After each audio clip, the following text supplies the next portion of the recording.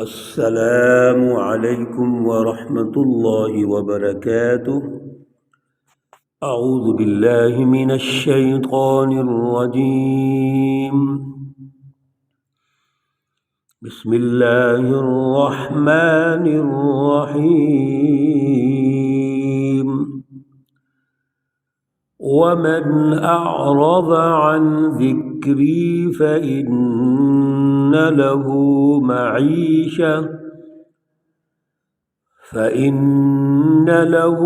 معيشة ضنكا ونحشره يوم القيامة أعمى. صدق الله العلي العظيم. اللهم صل على سيدنا ومولانا محمد النبي الأمي وعلى آله وأصحابه وبارك وسلم وصل علیہ. معزز سامعین و سامعات، سورۃ طٰہٰ ہے، پارہ نمبر 16 ہے، آیات مقدسہ نمبر 124، 125 اور 126 ہیں. اللہ رب العزت سے التجا ہے، گزارش ہے، اللہ رب العزت ان آیات کا فہم، ان کا شعور اور اعلیٰ نظریہ عطا فرمائے. گزشتہ درس میں اللہ رب العزت نے حضرت آدم علیہ السلام کے عنوان سے ہمیں جو بات سمجھائی وہ یہ ہے کہ آدم علیہ السلام اللہ رب العزت کے نمائندے ہیں، جانشین ہیں. حضرت آدم علیہ السلام کی پیدائش اور تخلیق کا جو مقصد ہے وہ اس زمین پر ایک مخلوق جس کو انسان کہتے ہیں ان کو بسانا ہے، انہوں نے رہائش اختیار کرنی ہے. جب انہوں نے یہاں اس زمین پر آنا ہے، رہنا ہے، تو ان کے کچھ تقاضے ہیں جن کا تعلق زمینی وسائل سے ہے، زمینی اسباب سے ہے. اللہ رب العزت نے ان تمام وسائل و اسباب کو پیدا فرما دیا ہے. اب ان کی تلاش ہے، ان کی جستجو ہے. اسی کو ہم سائنس کہتے ہیں. تو آدم علیہ السلام کی تخلیق کا مقصد زمین پر انسانی سماج کی تشکیل ہے، انسانی معاشروں کی تشکیل ہے. اور انسانی معاشروں کی تشکیل کچھ سسٹم کی بنیاد پہ ہوتی ہے. اس کے لیے کچھ اصول و ضوابط اور کچھ دائرے اور تقاضے ہیں. ایک تو اس کے لیے فلسفی ہے، فکر ہے، اعلیٰ نظریہ اور اعلیٰ شعور ہے. دوسرا اس فکر اور فلسفے پر ایک بہترین سسٹم کی تشکیل ہے جس کو ہم سیاسی اور معاشی نظام کہتے ہیں. یہ سارا کام آدم علیہ السلام کے ذریعے سے اور آپ کی اولاد کے ذریعے سے ہونا ہے. لہذا ہمیں یہ بات سمجھ لینی چاہیے کہ تخلیق آدم کے ساتھ ہی اللہ رب العزت نے اپنی جماعت کی تشکیل بھی پیدا فرما دی. آدم علیہ السلام اس سچی جماعت کے مرکز ہیں، ہیڈ ہیں. تمام انبیاء علیہ السلام حضور نبی اکرم صلی اللہ علیہ وسلم تک اسی ہدف اور ٹاسک کے لیے دنیا میں تشریف لا رہے ہیں، یعنی انسانی معاشروں کی تشکیل، انسانی معاشروں میں اللہ کی پہچان، اللہ رب العزت کی توحید کی جو فلسفی ہے اس کی رٹ قائم کرنا اور اس پر ایک بہترین سسٹم کی تشکیل قائم کرنا. دوسری طرف اللہ رب العزت نے جو تعارف فرمایا وہ شیطان کا فرما دیا کہ شیطان جو انسانیت کا دشمن ہے، یا آدم کا دشمن، آدم کی بیوی کا دشمن، اصل میں انسانیت کا دشمن ہے. اب ایک مقابلہ شروع ہو گیا. تو شیطان سے بھی ایک جماعت کا تعارف ہے جس کو حزب الشیطان کہتے ہیں۔ قرآن پاک کی یہ اصطلاح ہے، قرآن پاک کا یہ لفظ ہے حزب الشیاطین۔ اب یہ حزب الشیاطین کا مرکز کون ہے؟ شیطان۔ شیطان انسانوں میں سے ہی لوگوں کو پیدا کرے گا جو اس کا کردار ادا کریں گے۔ تو جس طرح اللہ رب العزت کی فکر اور فلسفہ ہے، اعلیٰ نظریہ ہے، اسی طرح شیطان کا بھی فکر اور فلسفہ اور نظریہ ہے، بالکل متضاد مقابلے میں۔ اللہ رب العزت کا فلسفہ توحید کا ہے، شیطان کا فلسفہ شرک اور کفر اور نفاق کا ہے۔ اللہ رب العزت کے اس توحید کے فلسفے پر حضرت آدم اور تمام انبیاء علیہ السلام نے جس نظام کو قائم کیا وہ عدل کا ہے، انسانیت کی ترقی کا ہے، انسانی شعور کا ہے، انسانیت میں اللہ کی پہچان پیدا کرنے کا ہے، انسانی حقوق کی پاسداری کا ہے۔ جبکہ دوسری طرف شیطان کی سرپرستی میں اور شیطانی جماعتوں کی سرپرستی میں جو نظام قائم ہوا وہ ظلم کا ہے، انسانی حقوق کے سلب کرنے کا ہے، انسانوں میں طبقاتی نظام پیدا کر کے، سرمایہ پرستانہ نظام پیدا کر کے، خود غرضی، لالچ اور مفاد پرستی پیدا کر کے ان کو اللہ سے دور کرنے کا ہے، اللہ رب العزت کی پہچان اور محبت میں رکاوٹ پیدا کرنے کا ہے۔ میرے عزیز دوستوں، ساتھیوں، بہنوں، عزیزوں، یہ اصل میں دو سسٹم ہیں جن کا آغاز ہوتا ہے، اور اللہ رب العزت نے دو ٹوک فرما دیا کہ یہ شیطان آپ کا دشمن ہے۔ اب خلاصہ یہ فرمایا کہ جو اللہ کی رہنمائی پر چلے گا وہ کبھی گمراہ نہیں ہوگا، کبھی اس کو تکلیف نہیں آئے گی۔ یہ اللہ تعالیٰ نے فیصلہ دے دیا۔ آج کی آیات میں اللہ رب العزت اسی تناظر میں گفتگو ارشاد فرما رہے ہیں، وَمَنْ أَعْرَضَ عَنْ ذِكْرِي، یعنی جنہوں نے اللہ کی بات کو مان لیا وہ تو دنیا کے قائد لیڈر بن گئے، عزت آبرو ان کو ملے گی دنیا میں بھی آخرت میں بھی، اور وہ گمراہ نہیں ہوں گے، وہ صراط مستقیم پر ہوں گے۔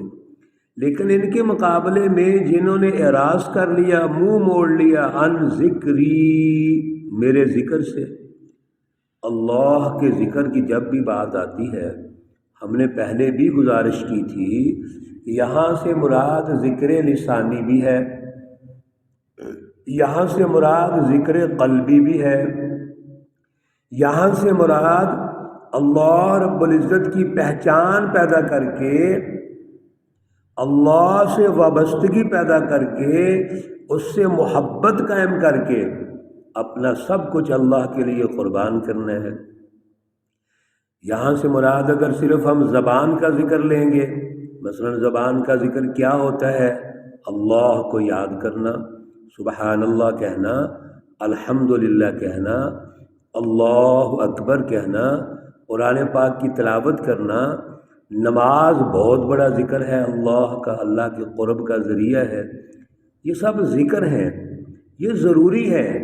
جب زبان ہلے گی، جب زبان اللہ رب العزت کے ذکر میں سراب ہوگی، وہ اللہ کا ذکر کرے گی، تو یقیناً جب زبان ہلتی ہے تو اس کے پیچھے دل ہوتا ہے، دل کی تصدیق ہوتی ہے، اقرار باللسان و تصدیق بالقلب۔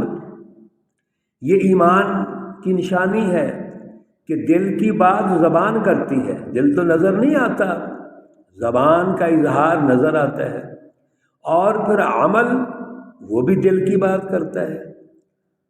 تو دل جو فیصلہ کرتا ہے اس کا اظہار زبان سے ہوتا ہے، اس کا اظہار عمل سے ہوتا ہے، یہ ہے ذکر۔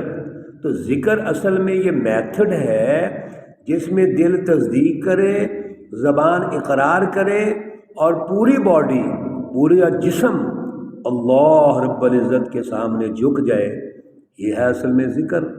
اب یہ ذکر جو کرے گا وہ تو مومن ہے، وہ تو مومن جماعت ہے، پہلے اس کا اظہار ہو چکا ہے، لیکن جو میرے ذکر سے اعراض کریں گے، یعنی ان تینوں میں سے کوئی ایک ہوگا، یہ بھی اعراض ہے۔ اگر ان تینوں میں سے دو ہے، ایک نہیں ہے، تو پھر بھی اعراض ہے۔ قلب مرکز ہے، قلب کے تابع ہے ہر چیز۔